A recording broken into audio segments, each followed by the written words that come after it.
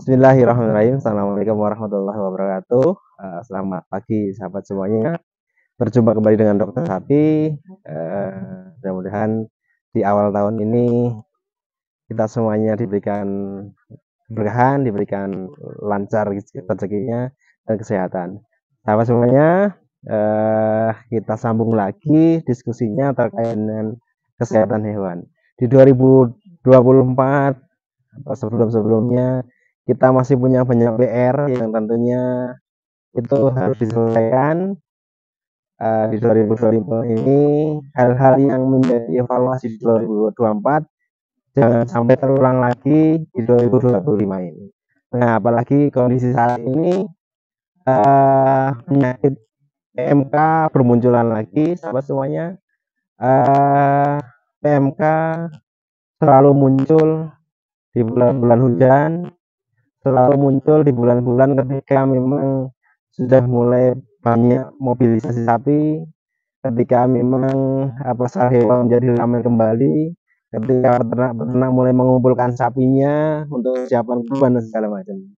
Nah, memang kalau dilihat dari bulan November, Desember, Januari nanti sampai April itu biasanya angka PMK-nya juga masih ada, walaupun mungkin puncak-puncaknya di bulan-bulan Desember dan Januari. Nah, ini harus menjadi koreksi kita semuanya. Di sisi lain ada beberapa penyakit lain yang memang masih terkena, seperti beberapa penyakit kemarin parasi darah, kemudian ada penyakit SE sama semuanya. Jadi macam-macam. Kalau PMK semuanya biasanya kenal gejalanya apa, demam, kemudian besoknya mulai bersalivasi, meler-meler, kemudian kalau dibuka mulutnya luka, keropeng, sariawan seperti itu, sampai nggak mau makan, itu jelas kalau PMK. Kemudian besoknya ke kaki. Nah, penyembuhannya sudah berkali-kali saya ulang bahwa kalau untuk di mulut, maka virus di mulut harus dibersihkan dengan asam sitrat. Kemudian kalau di kaki dibersihkan dengan baga sulfa.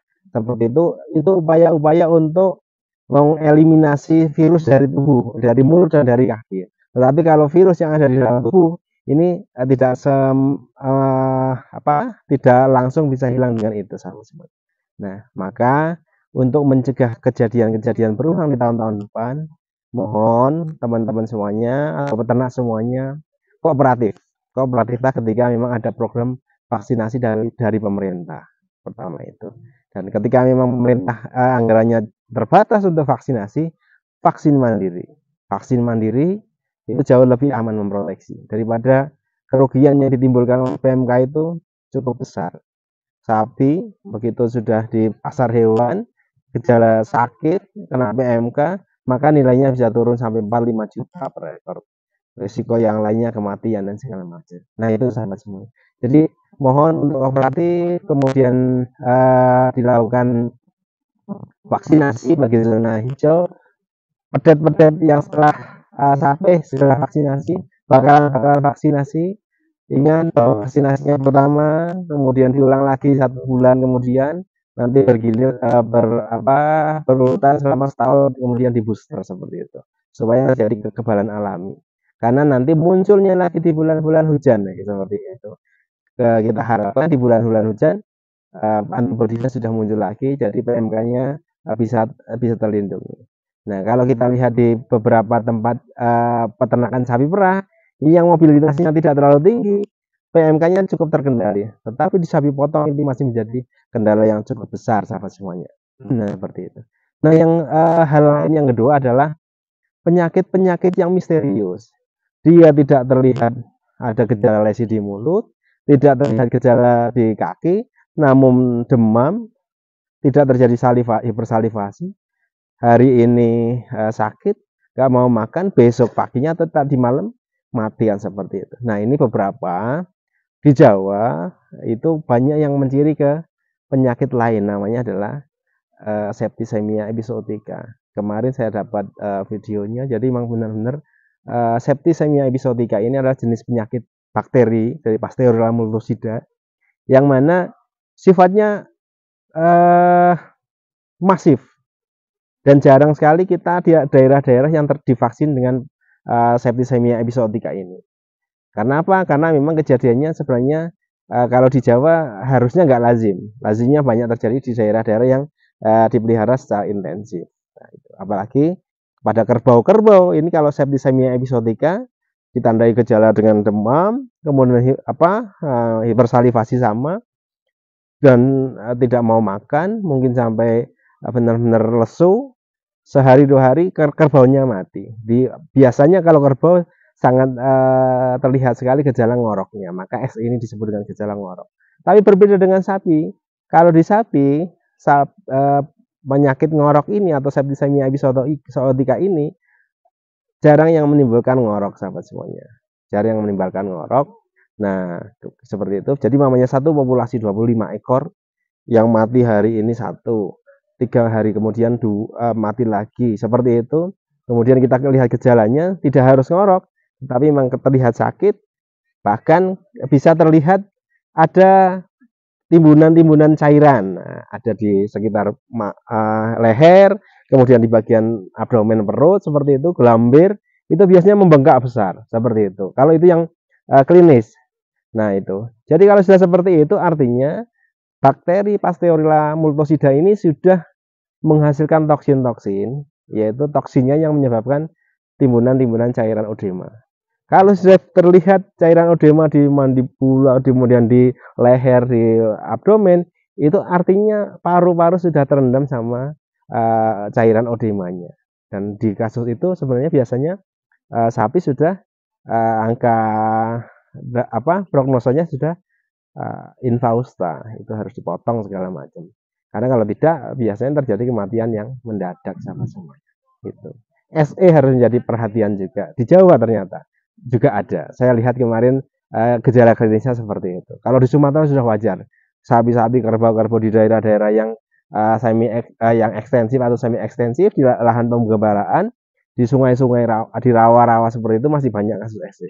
Tapi di Jawa ternyata juga ada seperti itu. Nah, sahabat semuanya harus hati-hati. Penanganan seperti apa? Kalau di satu tempat memang sudah terdiagnosa SE, maka penularannya juga hampir sama cepat seperti penyakit virus lainnya seperti PMK, melalui udara dan segala macamnya, gitu, melalui kontak dan segala macamnya. Jadi pencegahannya salah satunya adalah dengan vaksinasi. Kalau ada satu titik terkena SE, maka ring lainnya harus dilakukan vaksinasi dengan septicemia episodika. Nah, di Puskesmas sudah ada vaksinnya dan segala macamnya. Kalau tidak ada anggaran dari pemerintah, mandiri segera dilakukan vaksinasi karena itu mencegah, mencoba. Nah, karena ini penyakitnya adalah penyakit bakterial, ada penanganannya sebenarnya dengan antibiotik gram positif dan segala macam itu efektif. Tetapi kita tidak tahu fase dari inkubasinya sampai jauh mana.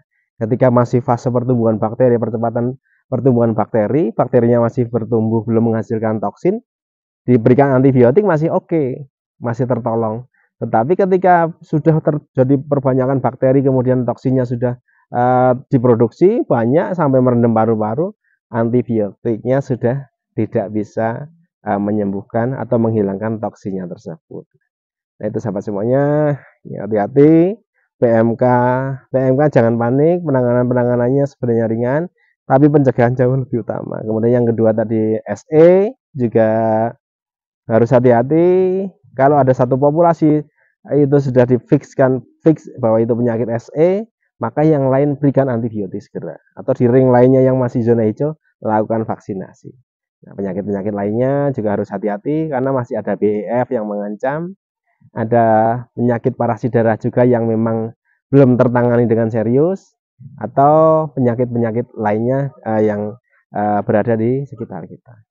Nah, intinya seperti itu sahabat semuanya, dulur-dulur peternak sapi sekarang risikonya cukup besar, maka harus hati-hati, harus tahu ilmunya. Tidak hanya cukup diberikan makan yang cukup, tidak hanya cukup dibersihkan kandangnya, tapi harus dijaga dan dicegah penyakit-penyakitnya. Seperti itu. Mungkin semoga ini bermanfaat.